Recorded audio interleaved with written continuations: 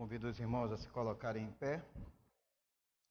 Vamos abrir a palavra do Senhor no Salmo de número 16.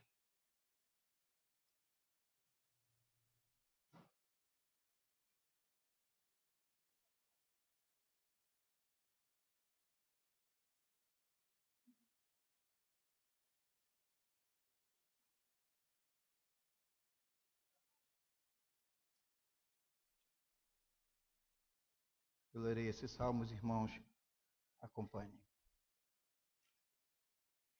Guarda-me, ó Deus, porque em ti me refugio. Digo ao Senhor, tu és o meu Senhor. Outro bem não possuo, senão a ti somente. Quanto aos santos que há na terra, são eles os notáveis, nos quais tenho todo o meu prazer. Muitas serão as penas dos que trocam o Senhor por outros deuses. Não oferecerei as suas libações de sangue, e os meus lábios não pronunciarão o seu nome. O Senhor é a porção da minha herança e o meu cálice. Tu és o arrimo da minha sorte. Caem-me as divisas em lugares amenos. É muito linda a minha herança. Bendigo o Senhor que me aconselha, pois até durante a noite o meu coração me ensina. O Senhor tenho sempre a minha presença. Estando Ele à minha direita, não serei abalado. Alegra-se, pois, o meu coração, e o meu espírito exulta, até o meu corpo repousará seguro. Pois não deixarás a minha alma na morte, nem permitirás que o teu santo veja a corrupção. Tu me farás ver os caminhos da vida, na tua presença, a plenitude de alegria, na tua destra, delícias perpetuamente. Podem assentar, vamos orar.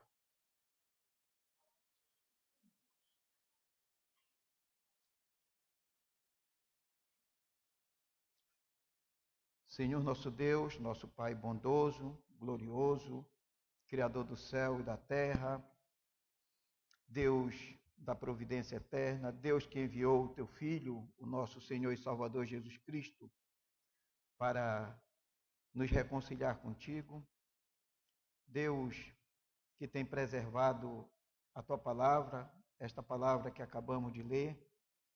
Nós louvamos o teu nome, Senhor, na plena convicção de que tu estás nesse local, porque a tua palavra mesmo nos afirma que onde estiverem 2 ou 3 reunidos no teu nome, ali o Senhor, através do teu Santo Espírito, se faria presente. E é diante da tua presença que reconhecemos a nossa pequenez, a nossa finitude, a nossa indigência de ti, Senhor.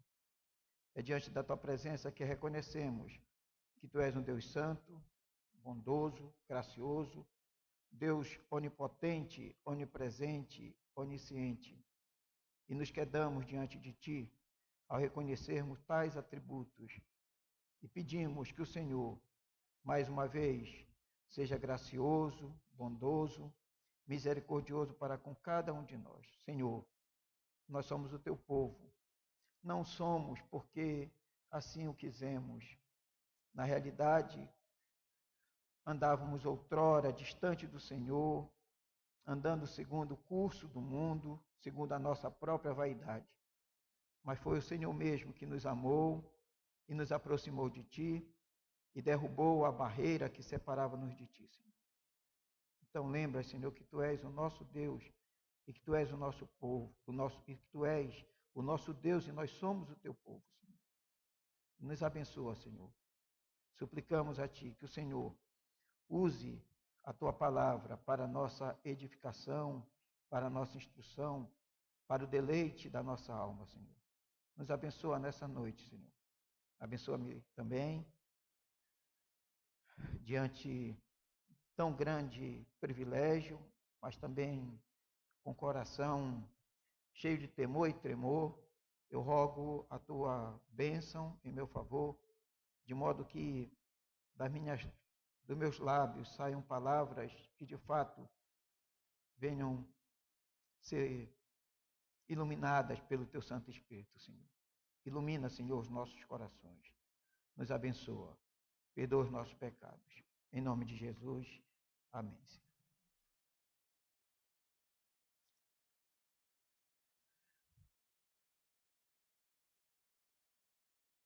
Dentre as várias palavras que nós podemos utilizar para caracterizarmos o mundo no qual vivemos, uma das que tem sido mais propagadas, principalmente no nosso país, está relacionada à questão da instabilidade. De fato, vivemos, não apenas no Brasil, mas em várias partes do mundo, vivemos um período de grande instabilidade, instabilidade econômica, instabilidade política, instabilidade social, instabilidade moral, como consequência de uma instabilidade maior ou uma falta de espiritualidade. Mas do mesmo modo que essa palavra marca os dias de hoje, nós vivemos também dias em que as pessoas, elas têm esquecido de Deus. Elas não têm refletido no Deus verdadeiro. Apesar de tanto se falar em Deus, mas não conhecem o verdadeiro Deus, o Deus que é revelado nas Escrituras Sagradas. Esta é a razão dessa instabilidade, esta é a razão de tanta insegurança, esta é a razão da violência. Proliferam-se deuses, não aqueles apenas fabricados de barro ou de madeiras, que não têm olhos, que não têm boca, que não têm ouvidos, mas principalmente aqueles deuses dos quais os homens têm depositado toda a sua esperança, toda a sua vida. O Deus do dinheiro, o Deus da fama, o Deus do negócio, o Deus dos prazeres. Ao lermos esse salmo, e na realidade, ao virmos folheando os salmos anteriores, pelo menos desde o capítulo 11, nós encontramos aqui, ou entendemos, qual é a causa dessa situação e quais são as respostas que o salmista apresenta a essas inquirições, a essas perguntas. No mundo de tanta insegurança, podemos obter alguma segurança? Onde é que podemos encontrar esta segurança, se de fato ela existe? Onde é que podemos estar seguros? Como crentes, qual deve ser a nossa relação com rumos desse mundo, com os padrões desse mundo e com as pessoas desse mundo? Em quem deve estar depositada a nossa segurança e o nosso prazer? Esses salmos, eles vêm relatando isso e vêm respondendo essas questões. No Salmo 11, nós lemos o mesmo salmista Davi, do salmo que acabamos de ler, dizendo no verso 1: No Senhor me refugio. Como dizeis, pois, a minha alma, foge como pássaro para o teu monte? Porque eis aí os ímpios armam o arco, dispõem as suas flechas na corda, para as ocultas dispararem contra os retos de coração. No versículo 5 ele diz: O Senhor põe à prova aos justos e ao ímpio, mas ao que ama a violência, a sua alma abomina. No versículo 7 ele diz: Porque o Senhor é justo, ele ama a justiça, os retos lhe contemplarão a face. Capítulo 12, Salmo 12 diz: Socorro, Senhor, porque já não há homens piedosos. Desaparecem os fiéis entre os filhos dos homens. Falam com falsidade uns aos outros. Falam com lábios bajuladores a língua, falam com lábios bajuladores e coração fingido. Corte o Senhor todos os lábios bajuladores, a língua que fala soberbamente.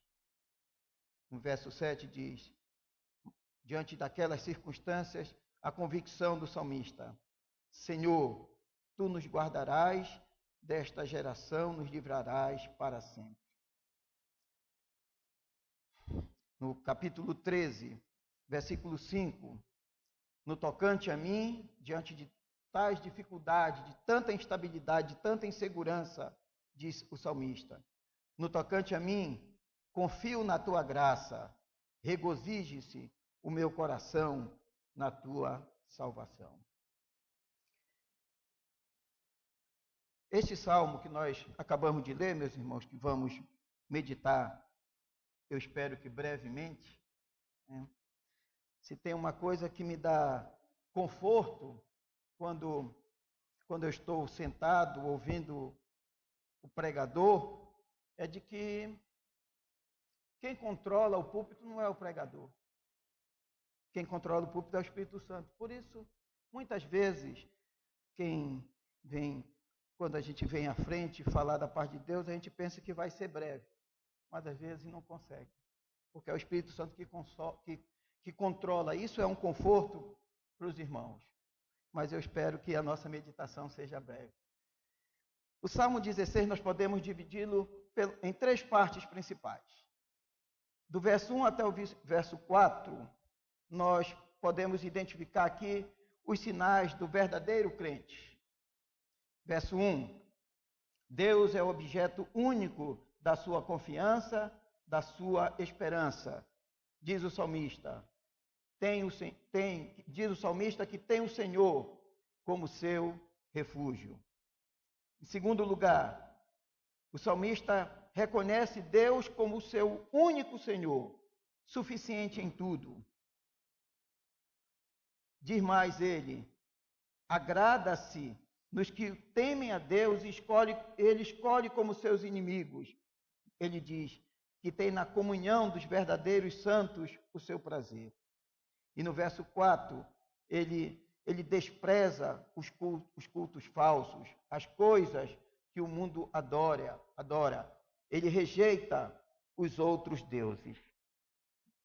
Do verso 5 até o versículo 8, nós encontramos aqui as bênçãos que um verdadeiro crente pode receber nesta vida, com tanta dificuldade nesta vida. Versículos 5 e 6, ele tem um coração satisfeito, grato pela bondade de Deus. É isso que ele diz. Caem-me as divisas em lugares amenos, mas é muito linda a minha herança. Versículo anterior ele diz, o Senhor é a porção da minha herança e o meu cálice. Tu és o arrimo da minha vida. No versículo 7, nós temos aqui o consolo que o salmista tem pela instrução do próprio Deus. Versículo 7, ele diz, bendigo ao Senhor que me aconselha, pois até durante a noite o meu coração me ensina. E no versículo 8, ele é aquele salmista que está sempre diante de Deus, e por isso a sua certeza e a sua confiança. O Senhor tenho sempre a minha presença. Estando Ele à minha direita, não serei abalado. E nos versículos de 9 a 11, no final, nós temos o que o verdadeiro crente tem ou deve esperar no seu futuro. Versículo 9. A alegria perpétua, plena em Deus e a garantia da vida eterna. Alegra-se, pois, o meu coração e o meu espírito exulta, até o meu corpo repousará seguro. Versículo 10 e versículo 11, que são versículos messiânicos, nós temos a convicção do salmista na eficácia da obra de Cristo. Pois não deixarás a minha alma na morte, nem permitirás que o teu santo veja a corrupção. Tu me farás ver os caminhos da vida, na tua presença a plenitude de alegria, na tua destra delícias perpetuamente. Então vamos, com base nessa divisão, olhar para esse salmo e meditá-lo nesta noite. Primeiro vamos meditar no que diz o versículo 1. O versículo 1 diz: guarda-me, ó Deus, porque em ti me refugio. Nesse primeiro versículo aqui nós temos, ao mesmo tempo, uma oração, uma petição do salmista, guarda-me, ó Deus, e uma convicção desse salmista. Ou seja, ele conhecia aquele Deus a quem ele clamava, a quem ele pedia, quando ele diz, guarda-me, ó Deus, porque em ti eu me refugio. Se nós olharmos um pouco para a história de Davi, vamos ver que por diversas vezes Davi, em momento de perseguição, ele se refugiava nas cavernas, nos buracos das rochas da Palestina. Mas agora Davi aqui, ele está poeticamente escrevendo para dizer que só há um lugar seguro.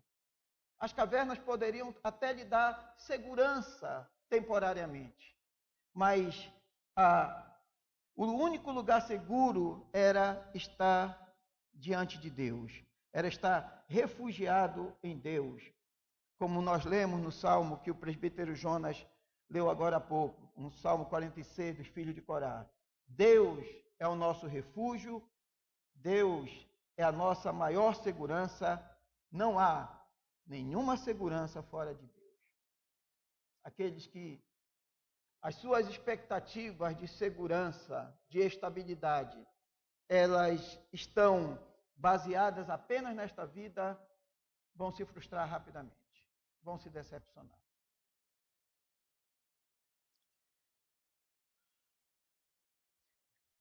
Aqui Davi, ainda nesse verso 1, ele refere-se à proteção de Deus com uma, vamos dizer assim, com uma confiança crente naquilo que Deus era de fato para ele.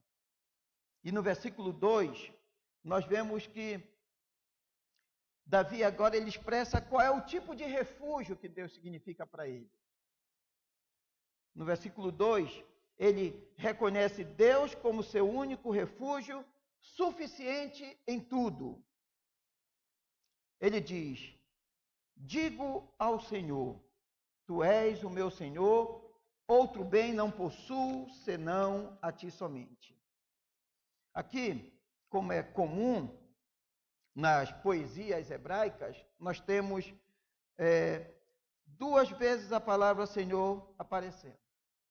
Na primeira vez, segundo os estudiosos do Salmo, a primeira palavra Senhor, ela está escrita em letras garrafais, na minha versão também. E a segunda vez que a palavra Senhor aparece de uma forma normal no texto. Eu não sei hebraico, então eu tenho que me basear naquilo que os estudiosos dizem acerca disso. E o que é que eles dizem? Eles dizem o seguinte, que a palavra Senhor, que está em letras garrafais, significa no original hebraico a palavra Jeová. Aqui o Senhor é Jeová, é como se Davi estivesse dizendo, digo a Jeová. Ou seja, digo ao Eterno. A ideia aqui é, em quem eu coloco o meu refúgio? Em quem eu me refugio? Eu me refugio no Eterno. Eu digo ao Eterno, tu és o meu Senhor. E o que é que ele diz a Deus? Esse segundo Senhor, segundo os estudiosos do hebraico, aqui a palavra, ela significa Adonai.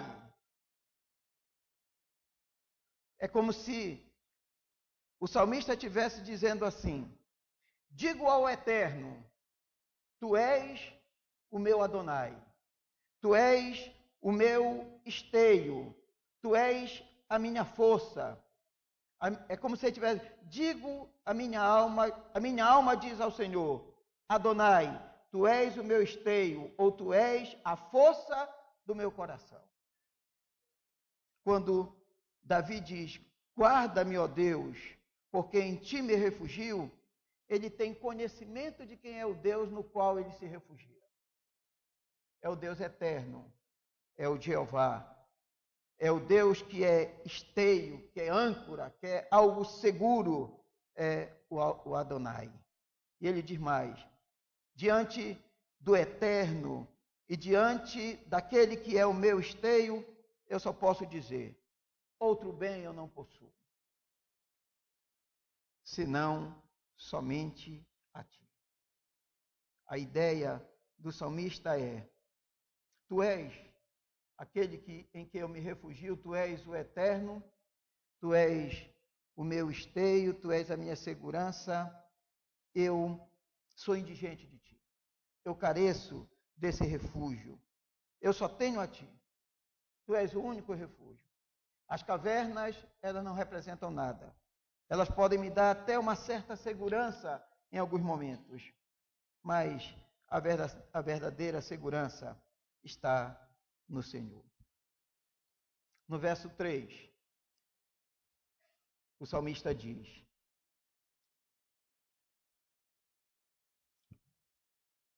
quanto aos santos que há na terra, são eles os notáveis, nos quais tenho todo o meu prazer. O salmista está dizendo, meus irmãos, em momento de dificuldade, em momento de insegurança, nós não sabemos precisar se essa segurança aqui era algo do passado ou era o presente. Tudo indica, se nos basearmos no versículo 10, parece ser algo presente naquele momento. É como se, no versículo 10, a morte fosse algo iminente para Davi. Mas Davi agora ele diz assim: guarda-me, ó Deus, porque em ti me refugio, tu és o eterno. Digo ao Senhor: o que é que eu digo ao eterno? Eu digo que tu és a minha segurança, outro bem não possuo senão somente a ti. Quanto aos santos que há na terra, a ideia aqui, há santos na terra. E os santos que há na terra são aqueles que um dia Deus, pela sua graça, pela sua misericórdia, elegeu e separou.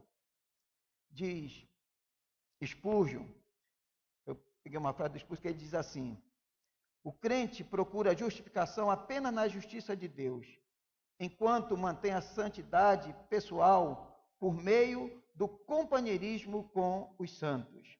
Existem santos na terra, e todos nós temos que ser santos na terra, ou jamais seremos santos no céu. Aqueles que não são renovados pela graça de Deus e devotados à glória de Deus, não são santos. Mas a ideia do salmista aqui é que Deus era o seu único refúgio, mas que ele também não estava só. Existiam tantos quanto ele, tantos outros homens, crentes, santos, que dependiam, que eram indigentes de Deus também, que dependiam de Deus. E ele diz: quanto aos santos que há na terra, são eles os notáveis. A ideia aqui são eles os nobres, nos quais eu ponho o meu prazer. É como se ele estivesse dizendo assim: quanto aos santos que há na terra, os nobres, os maravilhosos, os magníficos, não porque há algo neles que os faça ser nobres assim, mas por causa do novo nascimento, da nova natureza que recebem em Deus, eles então passam a ser o prazer do salmista. O salmista, ele diz: Senhor, tu és o meu refúgio, tu és o meu esteio, é em ti que eu me refugio. E quanto aos santos que há na terra, aqueles que o Senhor tem colocado para juntos caminharmos essa caminhada diante de ti, são eles nos quais eu tenho todo o meu prazer. O meu prazer está nele. Isso não significa, irmãos, que nós agora vamos procurar ficar apenas entre os santos. Na oração de Jesus, em João 17, nós vemos lá que Jesus diz que Ele não nos tirou do mundo. Nós não estamos fora do mundo. Nós temos as nossas relações interpessoais. Eu tenho meus colegas de trabalho, os irmãos a mesma coisa. Nós temos os nossos vizinhos, nós temos aquelas pessoas que estudam conosco, que não guardam a mesma fé, que não são os notáveis. E o que fazer? Fugir totalmente desses? Não. Quando nós lemos o Salmo 1 lá, quando o salmista diz: bem-aventurado o homem que não anda no conselho dos ímpios, não se assenta nas rodas dos escarnecedores, não se detém com aqueles que não são santos, o salmista não está ensinando que nós devemos abandonar a esses. Mas a ideia ali é que o homem bem-aventurado, ele pode até ser colega de um ímpio, pode até ser um colega real de um ímpio, mas ele não pode nunca ser um parceiro do modo de vida do ímpio. Colega sim, parceiro, cúmplice do modo de vida ímpio, não. E o que podemos dizer aqui do salmista é como ele esteja dizendo assim: quem são aqueles que eu escolho para serem os meus companheiros? Quem são os meus amigos?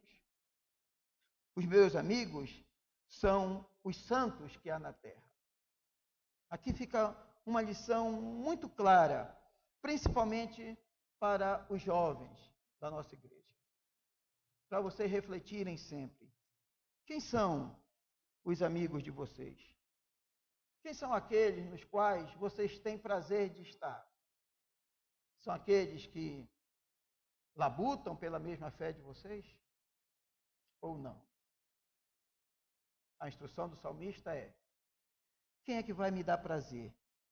São os santos que há na terra, são os notáveis, os quais tenho todo o meu prazer.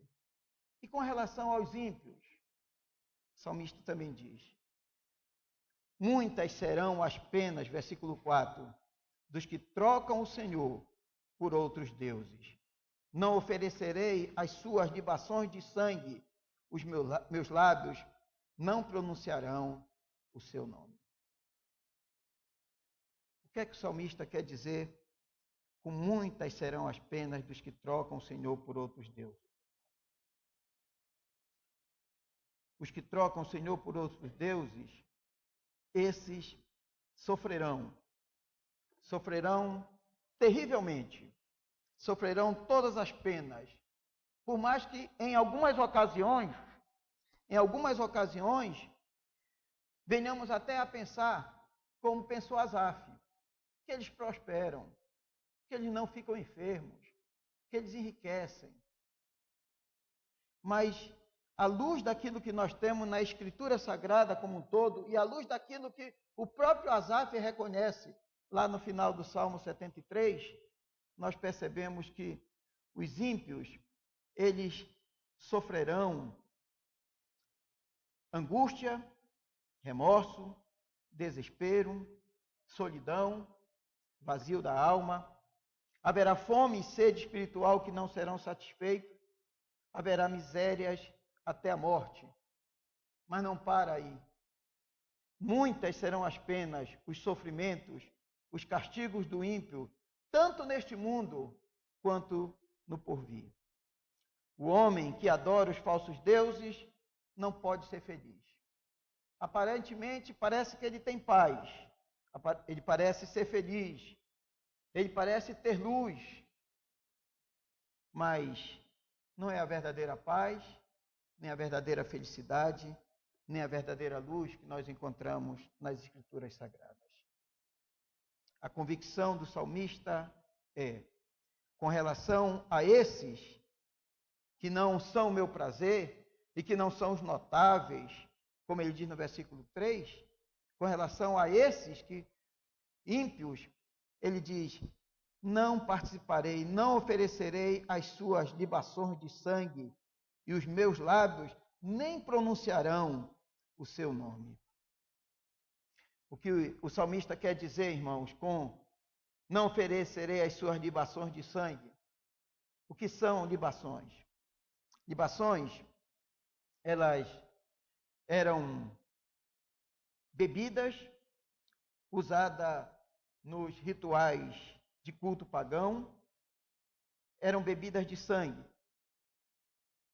Nos cultos pagãos, o que eles faziam? Eles bebiam uma parte do sangue dos seus sacrifícios e o restante eles derramavam no altar dos seus deuses.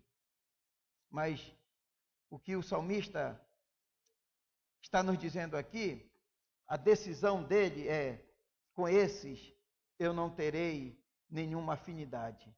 Não participarei das suas rodas, de seus sacrifícios, não me deixarei contaminar das opiniões falsas e corruptas, pelas quais os idólatras são seduzidos.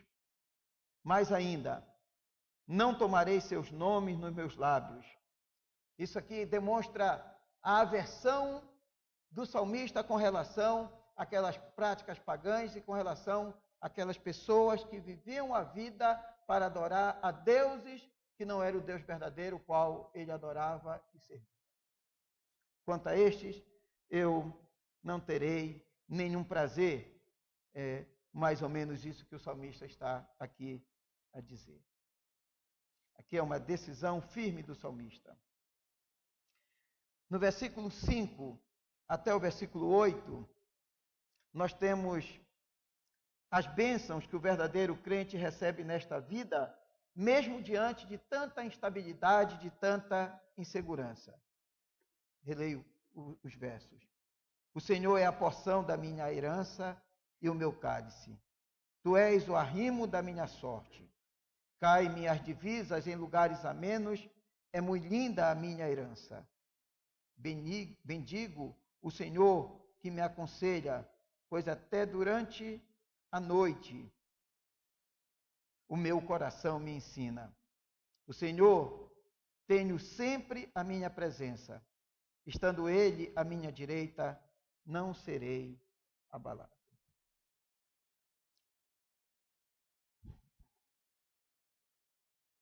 O que o salmista quer dizer com essas metáforas que ele utiliza aqui? Herança, cálice, arrimo.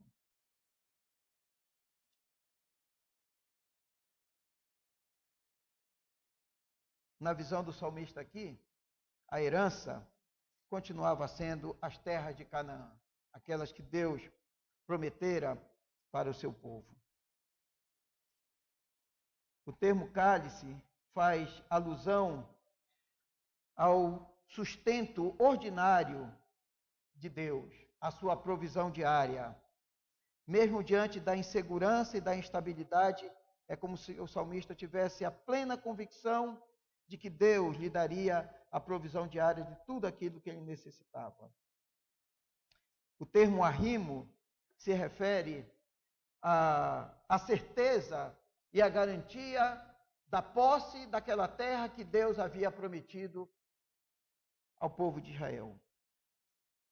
E é por isso que no versículo 6, ele pode dizer confiantemente: cai-me as divisas em lugares amenos, porque a minha herança é muito linda. É muito linda a minha herança. Eu não sei quantos irmãos aqui já receberam uma herança. Eu nunca recebi uma herança. E nem nesta vida também nem tenho expectativa de receber, viu? Mas o que o salmista está dizendo aqui, nós podemos dizer também, não com relação àquilo que podemos ganhar nessa vida. A nossa herança, ela é muito linda. Quando ele fala de Canaã, ele não está aqui se referindo apenas às terras de Canaã, aquelas terras que Deus havia prometido, mas a visão do salmista, ela vai além daquilo que era temporal. E é assim que nós devemos também pensar. A beleza da nossa herança está na beleza dos atributos, do poder e da riqueza infinita de Deus. Davi enalteceu os atributos e feitos poderosos de Deus como sua herança. Ele confiava a sua segurança na herança que ele tinha em Deus, que é o dono do universo. E a aplicação que nós podemos fazer desses versos é a seguinte: devemos olhar para Cristo como a nossa herança, o céu como a nossa herança, o descanso, o lar seguro que Cristo foi preparar como sendo a nossa herança. E aqui eu quero me referir a algo que nós lemos ontem à noite, meus irmãos. Enquanto nós líamos no culto ontem à noite, eu confesso que eu tive uma vaga noção daquilo que nós de fato éramos no passado, sem Cristo. Ontem, no textozinho que nós lemos de MacArthur, ele descreve todos aqueles que outrora gentios estão distantes de Deus. Sem Cristo, separado da comunidade dos crentes, desses santos que são notáveis, sem as alianças e sem Deus no mundo. Quando nós lemos isso, eu disse, que tristeza. Que tristeza é a vida de todos aqueles que estão alienados à comunidade dos santos, que estão sem Cristo, que não fazem parte da aliança e que não têm Deus neste mundo. Mas logo em seguida ele fala, mas, referindo-se àquilo que em Efésios, capítulo 2, versículo 4, mas Deus, provando ser um Deus amoroso, gracioso e misericordioso, ele mudou a nossa história. Ele mudou a nossa vida. E por esta razão nós temos garantia dessa herança. Nós estávamos distantes das alianças, estávamos alienados a esta aliança. Mas Deus agora nos dá uma herança. Deus nos dá uma, como diz o salmista aqui, uma herança que ela não é linda. Ele diz, é uma herança que é muito linda. É algo que é muito prazeroso. É aquilo que nós devemos ter como expectativa, como esperança para cada um de nós.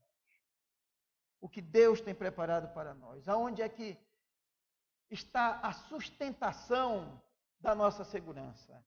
Enquanto vivermos nesse mundo, nós apenas teremos uma visão pálida dessa herança, desse gozo eterno. Mas a nossa expectativa é de que um dia nós gozaremos dessa herança que Deus tem preparada para cada um de nós. Versículo 7. Bendigo o Senhor que me aconselha, pois até durante a noite o meu coração me ensina. Isso aqui é uma bênção, irmãos. Era uma bênção para Davi. É como Davi estivesse dizendo assim, falo bem do Senhor que me instrui até durante a noite, quando no silêncio, naquele momento solitário, afastado de todos e de todos. Então, a própria consciência de Davi ensinava acerca daquilo que Deus significava para ele, daquilo que Deus poderia significar como seu refúgio e sua verdadeira segurança.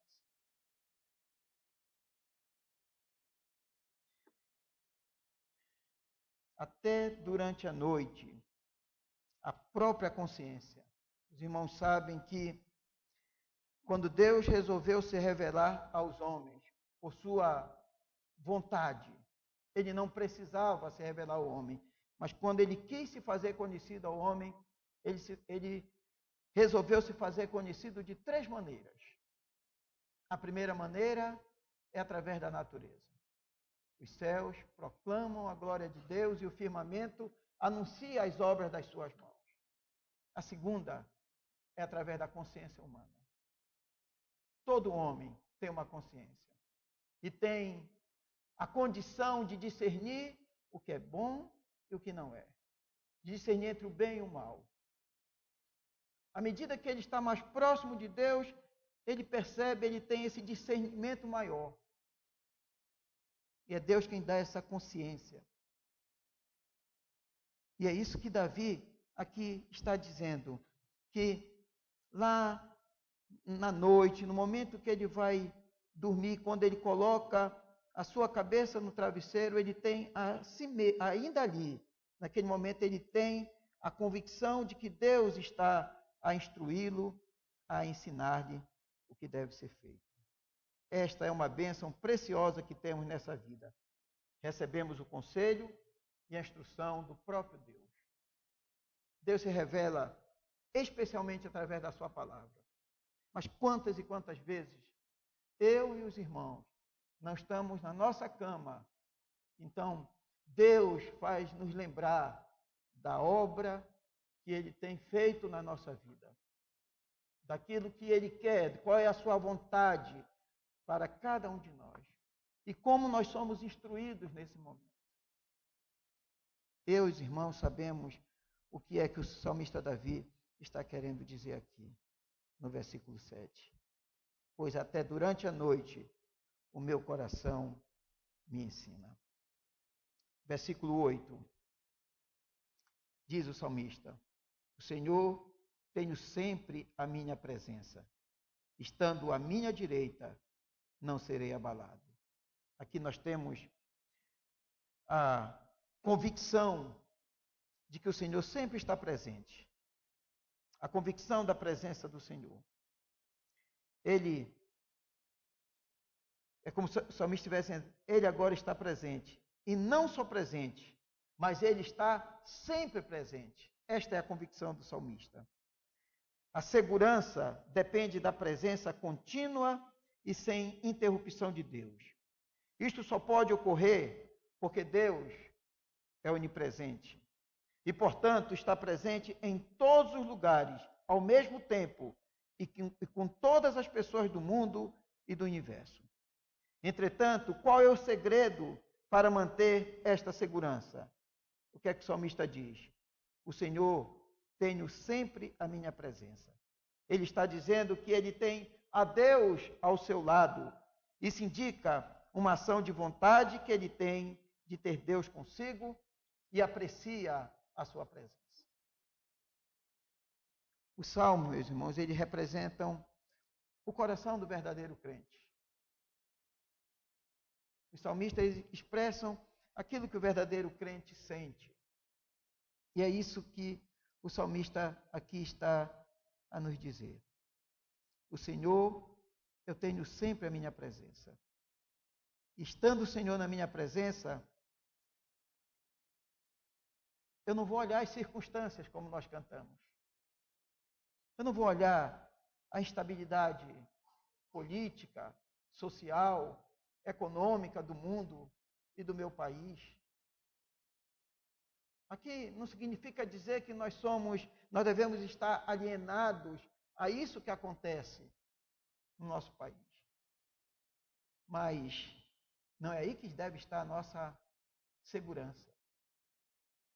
Não é aí que nós devemos nos refugiar. Eu tenho lido as redes sociais. Eu tenho visto quantas manifestações surgem em prol de um grupo ou de outro. E quantas manifestações e quanto prazer há em alguns em se manifestarem de tal forma, em defenderem a bandeira X ou a bandeira Y. Mas eu quero, como crente, como alguém que tem preocupações com essa vida aqui também, mas eu quero dizer como crente, meus irmãos, não olhe as circunstâncias. Não é isso que nós cantamos? O que o salmista diz aqui? Se eu tenho o Senhor sempre à minha presença, ele diz, estando Ele à minha direita, não serei abalado. Não significa dizer que nós não vamos passar por momentos de dificuldade, que é verdade que passamos. Os irmãos sabem que nós aqui não cremos nessa doutrina ou nessa teologia da prosperidade que tem sido propagada por aí, mas nós cremos que nós temos um Deus todo-poderoso e um Deus que dá segurança ao crente até no momento da enfermidade, da dor, inclusive no momento da morte. E essa segurança só pode ser encontrada naquele na qual colocamos como sendo o nosso refúgio. É isso que o salmista, ele quer também nos dizer nesse versículo. Versículo 10 e 11. Aliás, 9, 10 e 11. São versículos messiânicos e que apontam para um futuro certo. Versículo 9. Diz o salmista: alegra-se, pois, o meu coração e o meu espírito exulta, até o meu corpo repousará seguro. A alegria perpétua e plena em Deus e na garantia da vida eterna, é isso que o salmista está querendo dizer. Versículo 10, aqui claramente um versículo messiânico. Pois não deixarás a minha alma na morte, nem permitirás que o teu santo veja corrupção. Davi é um tipo de Cristo. E nesses versos messiânicos nós temos a convicção na eficácia da obra de Cristo. Aquele que começou a boa obra em cada um de nós, ele haverá de completá-la em Cristo. E esta é a nossa certeza, esta é a nossa segurança. Pois não deixarás a minha alma na morte, nem permitirás que o teu santo veja a corrupção. Tu me farás ver os caminhos da vida. Na tua presença, a plenitude de alegria. Na tua destra, delícias perpetuamente. Este é o Salmo. Eu queria fazer 2 aplicações apenas deste Salmo para as nossas vidas nessa noite. A primeira aplicação é: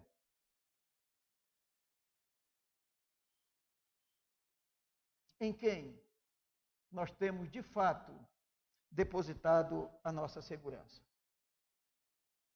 Parece ser uma pergunta inócua para os irmãos que são crentes, mas é uma pergunta para nós refletirmos. No momento da dor, da doença que alguns irmãos aqui têm passado, e ainda ontem compartilhava isso com o presbítero Zoênio, algumas enfermidades que alguns irmãos têm passado. No momento em que alguns têm dificuldade de emprego no seu trabalho, e toda quarta-feira aqui o nosso quadro já tem ficado pequeno para os pedidos com relação a isso. A nossa preocupação com relação àqueles nossos parentes que, infelizmente, até o momento, não tem se dobrado diante daquele que é o Deus Criador de todas as coisas. Quando nós apresentamos todos aqueles pedidos aqui no quadro, vem à minha mente: graças a Deus que a nossa segurança está em Cristo. Graças a Deus que a nossa esperança ou as nossas expectativas, elas não vão embora quando um daqueles que nós tanto amamos e que tanto oramos, quando eles partem daqui. Porque o consolo nessas verdades que o salmista nos apresenta aqui, elas são reais. A nossa segurança, ela deve estar posta em Cristo.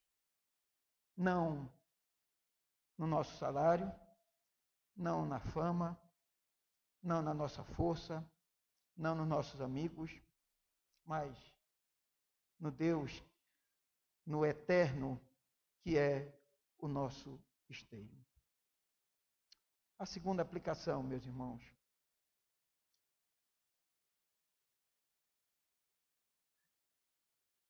ela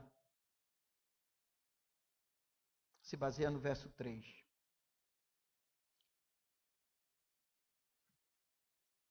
Deus nos tem dado os meios de graça para que nós possamos usufruir. Deus nos tem dado pastores nesse púlpito que tem nos ensinado. Deus nos tem dado a sua palavra para meditarmos no nosso dia a dia. Deus nos tem dado irmãos que juntamente conosco lutam pela mesma fé, batalham. Nós estamos aqui, nós somos crentes. Nós fomos lavados pelo sangue de Cristo. Deus nos reconciliou. E a minha aplicação é aqui, tal qual o salmista, é que nós tenhamos grande apreço um para com os outros. Nós precisamos. O amor cristão nos conduz a termos apreço uns para com os outros. E que o Senhor nos abençoe e que possamos olhar uns para os outros e dizer ao Senhor, quanto aos santos que o Senhor tem colocado ao meu lado, eles são os mais nobres, eles são aqueles nos quais eu me apego e nos quais eu tenho todo o meu prazer. Que Deus nos abençoe. Amém. Vamos cantar um hino?